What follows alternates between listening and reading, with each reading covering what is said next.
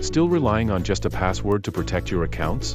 That's like locking your front door but leaving the windows wide open. Even those text message codes aren't cutting it anymore. Cybercriminals are getting smarter and more aggressive. If you're not using multi-factor authentication, you're giving them an open invitation to your digital life. In this video, I'll show you what MFA is, why it's one of the most powerful tools to stop hackers in their tracks, and how you can start using it today to protect your accounts, devices, and identity. Multi-factor authentication, or MFA, is like adding extra locks to your digital doors. Instead of just a password, you need 2 or more proofs of identity to get in. Think of it like using both a key and a fingerprint scanner to unlock your front door. Now, you might have heard of 2FA, two-factor authentication. That's a type of MFA that uses exactly 2 factors. But MFA can go beyond that, using 2, 3, or even more layers of protection. Here's the truth: passwords alone aren't enough. Hackers use automated tools to guess or steal them every day.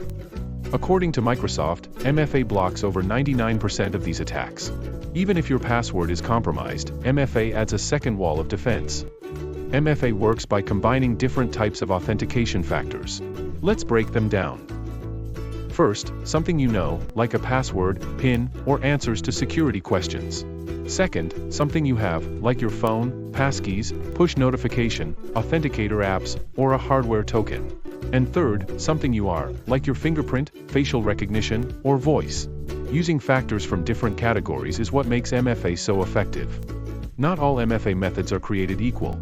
Let's look at how they stack up in terms of security and convenience. This chart plots the different methods in one of 4 quadrants. Lower left would be low security and low convenience. Upper left is low security and high convenience. Top right? That's the sweet spot, high security and high convenience. Push notifications, biometrics, and passkeys live here. Bottom right is super secure, but less convenient. Think hardware tokens. Let's focus on these most secure methods. I put together this table to help you select the method that's right for you. It will depend on what the site or service offers, but given a choice, you'll be able to select the best option. Let's start with biometrics. Biometrics uses unique biological traits like your fingerprint for authentication. The risk is that if biometric data is compromised, it can't be changed. Despite that risk, it remains one of the most secure methods. Passkeys are very secure and very convenient. They work by using cryptographic keys stored securely, one on your device or your password manager and one stored at the site or service you're using. The keys must match to authenticate you. There are 2 ways to use passkeys, and here's how to decide which one to use. If you use Apple devices or Google Android devices exclusively, then you might want to use their passkey manager. If you're like me, however, and have an Apple device, an Android phone, and a Windows PC, then a password manager will make your use of passkeys much simpler. Here's what it looks like in action. If you use Apple devices, for example, then you can use iCloud Keychain to store your passkeys.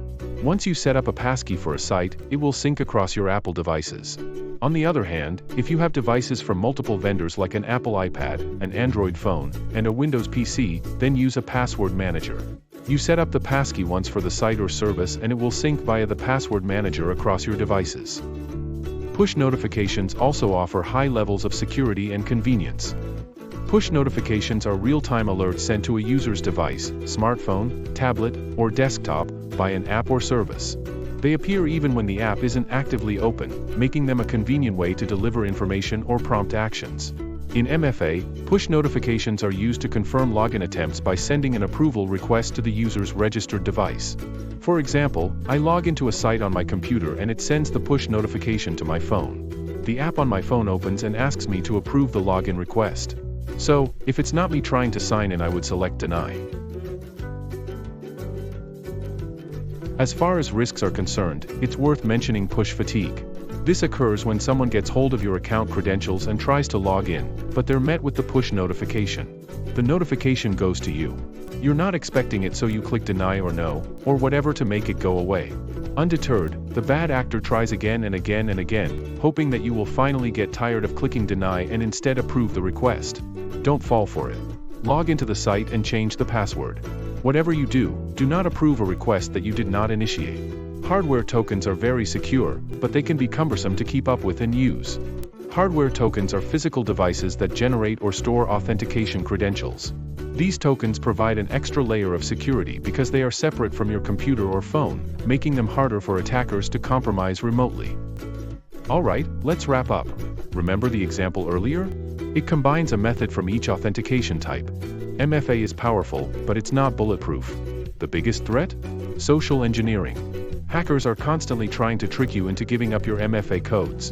And now, they're even stealing session cookies, tiny files that keep you logged in. Here are some things you can do to help prevent this type of attack.